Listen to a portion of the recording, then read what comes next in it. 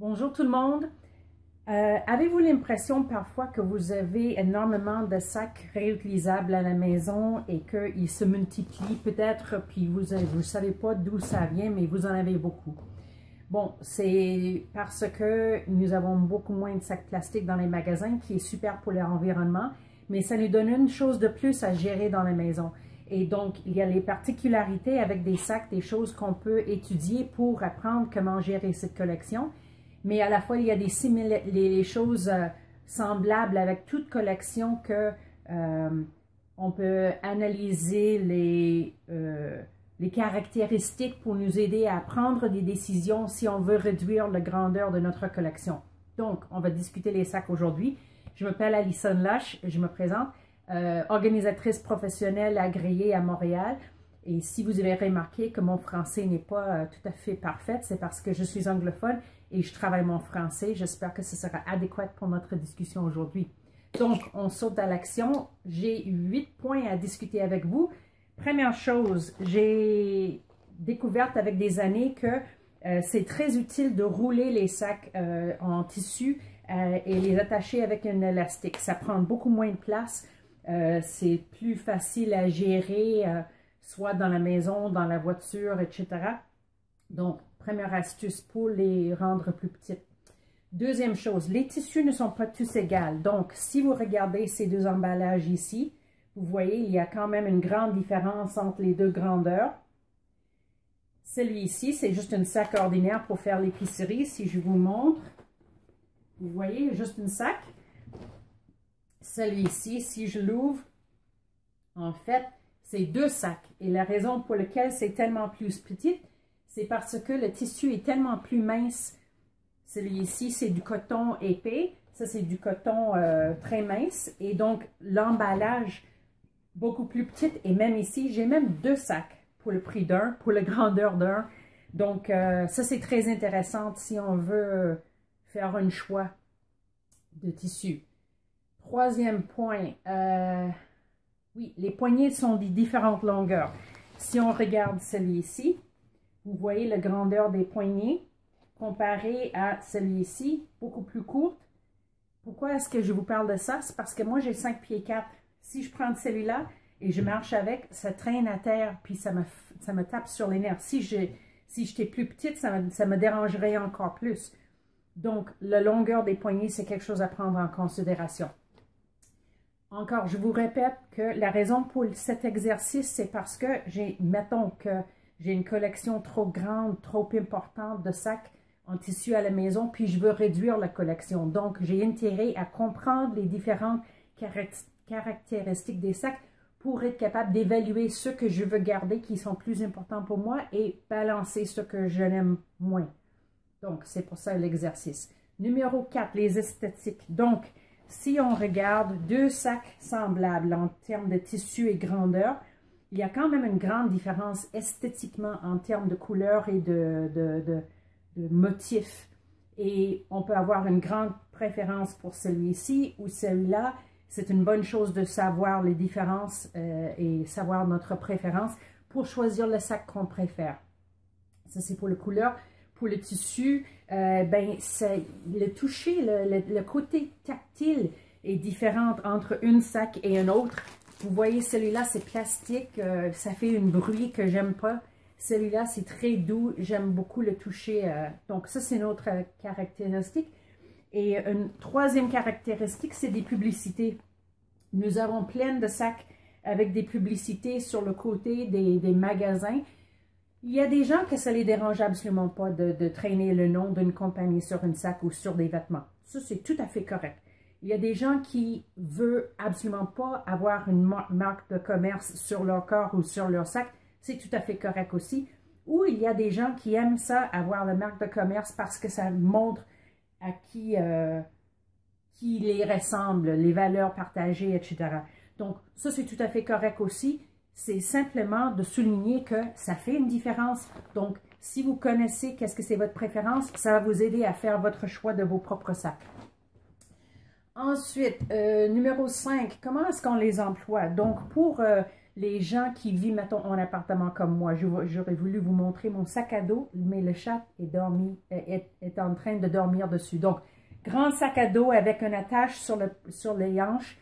Ça, je le traîne avec moi pour acheter des grandes quantités d'épicerie dans le quartier à pied. Même que le sac est assez grand, puis moi, je suis dans un petit appartement, ça vaut la peine pour moi de garder un grand sac parce que ça m'aide beaucoup à traîner des épiceries. Mais si j'avais une voiture puis une maison, mettons, je préférerais un sac comme celui-ci qui se tienne debout toute seule. Ça vient de President's Choice, de Loblaws, Provigo, etc. Et puis, ça tient debout, c'est très facile à prendre. Ça reste debout dans la maison et aussi dans le panier et aussi dans la voiture. Mais moi, à pied dans mon quartier, c'est trop grand, c'est trop robuste, puis ça ne m'aide pas. Donc, ça dépend du contexte et vos besoins et votre mode de vie pour prendre des décisions. Ensuite, numéro 6, les conditions. Est-ce que le sac est très, très usé? Si quelque chose a besoin d'être réparé, et ça, c'est pareil pour toutes les choses que nous avons, des vêtements, des souliers, des sacs en tissu, etc. Si j'ai un sac que je décide que je veux le garder, bon, c'est bien.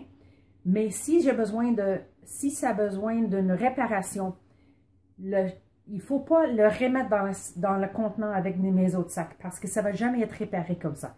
Si quelque chose est à réparer, il faut le séparer de son collection. Si je vais le coudre moi-même, mettons, pour le réparer, je suis mieux de mettre ça avec mes affaires de couture.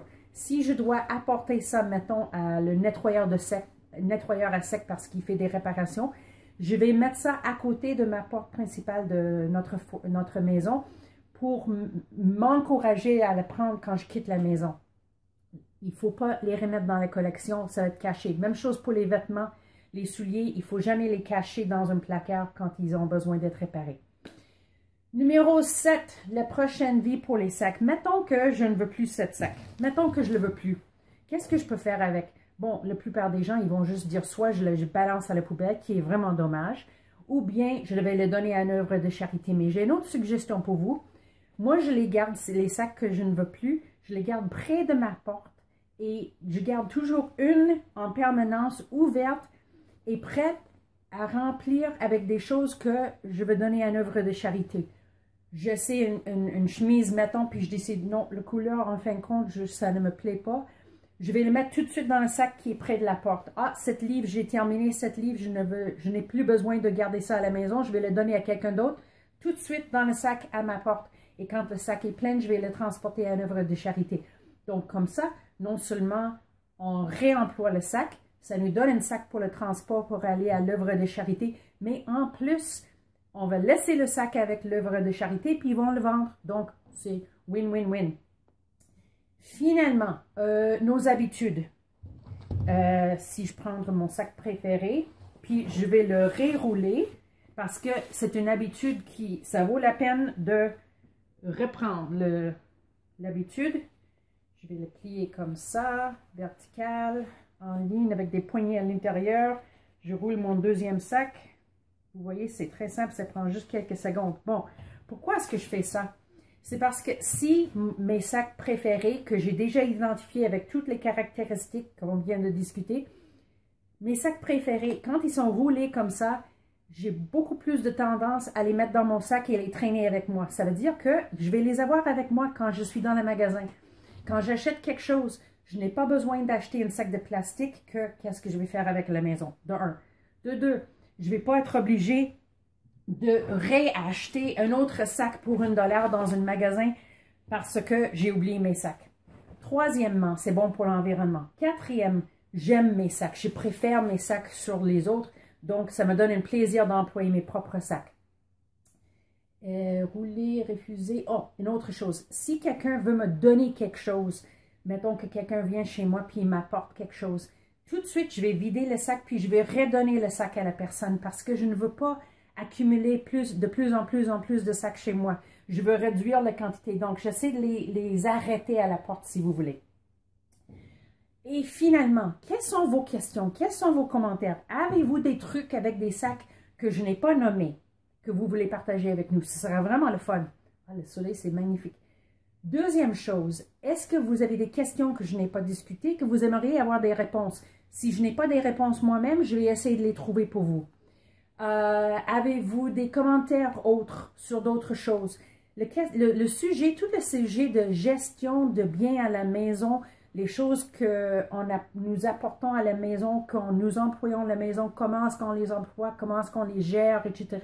Comment est-ce qu'on s'en débarrasse, les décisions pour garder, balancer les choses.